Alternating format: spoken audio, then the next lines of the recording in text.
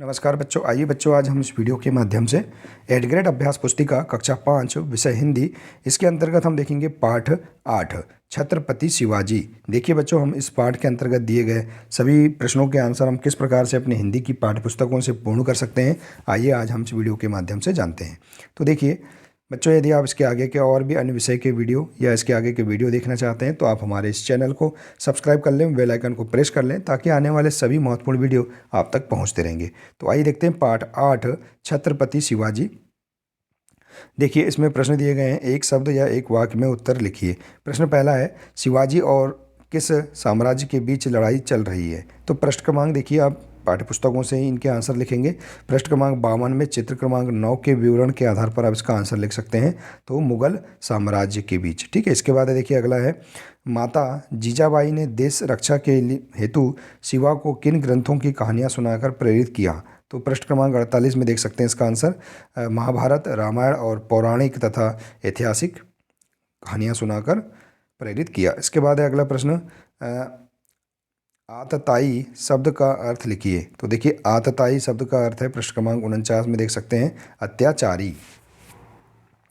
इसके बाद देखिए अगला प्रश्न है लघुत्तरी प्रश्न, 3 से 4 पंक्तियों में उत्तर लिखिए। प्रश्न 4 है, निम्नलिखित शब्दों से भाववाचक संज्ञा बनाइए। देखिए पृष्ठ क्रमांक 58 के अभ्यास को पढ़िए और समझिए। इससे आप देखिए इस प्रकार से आंसर इसका लिख सकते हैं। लघु में हम भाववाचक संज्ञा लघुत्ता। ईमानदार में देखिए भाववाचक संज्ञा ईमानदारी। रमणी में भाववाचक संज्ञा रमणीता। और गरीब में भाववाचक संज्ञा हम इस प्रकार से गरीबी। और उदार में उदारता। तो इस प्रकार से हम यहाँ पर शब्दों से भाववाचक संज्ञा बना सकते हैं, ठीक है। इसके बाद देखिए अगला पेज नंबर है 19, इसमें दिया गया प्रश्न देखिए। प्रश्न है, आपने अपने घर में बहुत सी ऐतिहासिक पौराणिक लोक कथाएँ सुनी होंगी, आपको कौन सी अच्छी लगी और क्यों। तो देखिए इसका आंसर देख सकते हैं पृष्ठ क्रमांक 48 में, मुझे रामायण की कथा अच्छी लगी क्योंकि रामायण अधर्म पर धर्म की जीत की प्रेरणा देती है। तो इस प्रकार से आप इस प्रश्न का आंसर बता सकते हैं। इसके बाद है देखिए, शाह आलम को शिवाजी ने झुककर प्रणाम क्यों नहीं किया, शिवाजी के अंदर क्या भाव थे। तो शिवाजी किसी अत्याचारी के आगे सिर नहीं झुकाना चाहते थे। तो इस प्रकार से इस प्रश्न का आंसर आप बता सकते हैं। इसके बाद देखिए अगला प्रश्न है दीर्घ उत्तरी प्रश्न, पृष्ठ क्रमांक 50 और पृष्ठ क्रमांक 51 पर बने चित्र क्रमांक 7 और 8 में होने वाली गतिविधियों को अपने शब्दों में वर्णन कीजिए।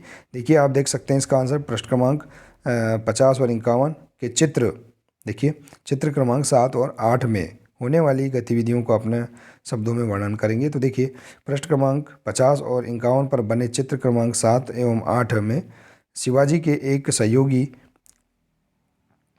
आनाजी सोन देव ने कल्याण के सूबेदार को पराजित कर उसकी पुत्र वधू को शिवाजी के सामने उपस्थित किया, जिससे शिवाजी उसे खुद सजा दें, पर शिवाजी ने उसे मां की तुलना देते हुए सम्मानपूर्वक घर भिजवा दिया। तो इस प्रकार से आप यहाँ इस प्रश्न का आंसर पृष्ठ क्रमांक से देखकर बता सकते हैं। इसके बाद देखिए अगला दिया है पेज नंबर 20 में मूल्यांकन 6, इसके अंतर्गत प्रश्न दिए गए हैं। देखिए पहला प्रश्न है, एक प्रत्यय लगाकर कोई 2 शब्द बनाइए। तो देखिए इस प्रकार से आप शब्द बना सकते हैं, समाज धन एक बराबर सामाजिक, पुराण धन एक बराबर पौराणिक, ठीक है।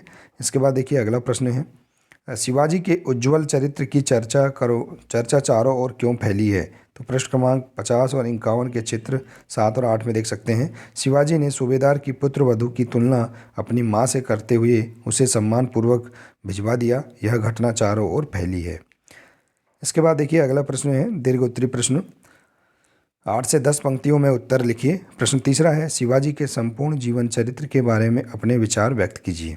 संपूर्ण पाठ के आधार पर, शिवाजी अपनी माँ जीजाबाई का बहुत आदर किया करते थे, वे अपने स्वदेश से प्रेम किया करते थे, वे बहुत बहादुर थे, दयावान, न्यायप्रिय एवं चरित्रवान वीर महापुरुष थे, उन्होंने अपने जीवन काल में कई वीरता के कारनामे किए। तो इस प्रकार से आप इस प्रश्न का आंसर भी दे सकते हैं। तो देखिए बच्चों, इस प्रकार से हम यहाँ पर अपनी हिंदी की पाठ्य पुस्तक से हम इस पाठ के सभी प्रश्नों के आंसर हम इस प्रकार से पूर्ण कर सकते हैं। तो बच्चों, आशा है कि आपको इस पाठ के अंतर्गत दिए गए सभी प्रश्नों के आंसर समझ में आ गए होंगे।